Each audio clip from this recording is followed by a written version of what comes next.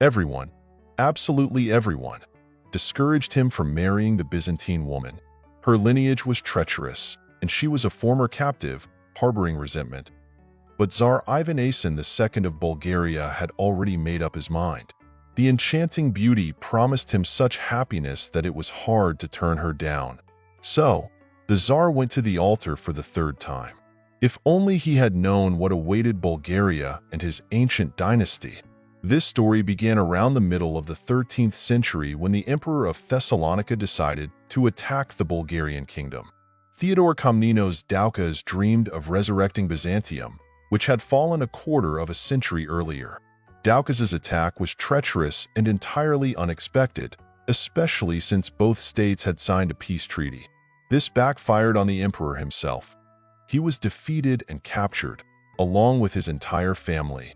Irina Komnena was the third child of the captured emperor. At the time of the tragedy that befell Theodore Doukas, she was just 10 years old. She and her father, brothers, and sisters were transported to Tarnovo, the capital of Bulgaria at the time. To his credit, the victor did not gloat over his prisoners. He provided them with spacious accommodations and a decent livelihood. Ivan Asen II was generally regarded as a wise ruler and a good man. However, the Bulgarian Tsar had terrible luck with women. His first wife, whom he had married at a very young age, was not recognized by the church. Two of his children had to be declared illegitimate. His second wife, the striking beauty Anna Maria from the Hungarian Arpad dynasty, quickly began to show her bad tendencies. She was easily prone to anger, insisted on her way, and preferred to turn her royal husband into a mere henpecked man. Yet Ivan Asen II had no intention of submitting to his second wife. Her demands became exhausting. Even her beauty could not save her. When the Bulgarian queen started to create a scene, her face lost its former charm. It's no wonder the Tsar preferred to spend less and less time at home. The family of Theodore Komnenos Doukas was always pleased to see him. In these forced circumstances, the two rulers gradually became friends. But what captivated the Bulgarian Tsar even more in the former emperor's household was Irina. The princess, a stunning beauty with fiery eyes, barely lifted her gaze when the Bulgarian Tsar visited. She allowed herself only fleeting glances, just for a second. If only Ivan Asen had known how meticulously everything was planned. Irina's modesty was part of a grand scheme. In reality, the emperor immediately sensed the Bulgarian Tsar's affection for his daughter. So why not seize the opportunity? Irina had been carefully instructed, and she herself was intrigued. What other amusements did she have in Tarnovo? Only the chance to entice the Tsar. Then, suddenly, the Bulgarian Queen Anna Maria passed away. Most likely, a sigh of relief escaped Ivan Asen's lips. Now he was a widower and free to marry again. For the third time. Surely, this time it would be a happy union, especially since he had long since made his choice. 17-year-old enchanting Irina Komnenos Doukas was destined to be the next Bulgarian queen.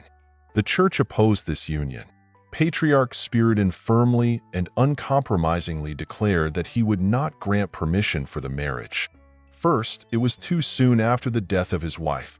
Second, the prospective newlyweds were related. Ivan Asen's eldest daughter was married to Irina's uncle. And third, there were other concerns. However, a contemporary of the Tsar, a Byzantine chronicler, aptly noted, "The blood royal Tsar Ivan loved Princess Irina just as Mark Antony loved Cleopatra."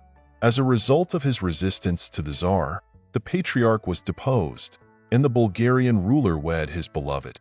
Everyone got what they wanted. Irina's father and her entire family gained their freedom. The beauty received a crown, and the Tsar of Bulgaria acquired a passionate wife. By the following year, his wife delighted Ivan Asen with the birth of their daughter Anna Theodora, followed by another daughter, Maria, and soon after, their son, Michael Asen.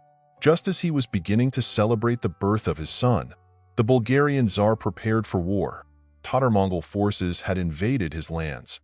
However, Bada Khan's troops were defeated by Ivan Asen, and he returned to Tarnovo as a victor, only to soon face death. The young widow, left with 3 children, accepted her fate with resignation. The new king proclaimed was her late husband's eldest son, Kalaman I, from his marriage to a Hungarian princess. At just 7 years old, the boy was hardly capable of ruling the country. Regents took charge in his stead. Thus began a true Game of Thrones. Irina sought to win over the nobility and military leaders, having already devised her own plans for the future. The Tsar who had once obstructed her was dead. Rumors circulated that Irina Komnenos Doukas had a hand in his demise. Whether this could be proven or disproven then or now remains uncertain. But the new ruler of Bulgaria became Irina's son, Mykolaisin. For 10 years, the Byzantine woman ruled the country on behalf of her underage son. She arranged a successful dynastic marriage between him and the daughter of Prince Rostislav Mihailovich. Everything was set for a peaceful reign for the young couple. However, a tragic incident intervened. While out hunting, young King Mykolaisin was mortally wounded by his cousin. Irina did not fight for power. She watched indifferently as 3 contenders tore each other apart for the right to claim the Bulgarian throne. For her, it all lost meaning. She took vows as a nun under the name Ksenia and retreated to a convent in her native Thessalonica.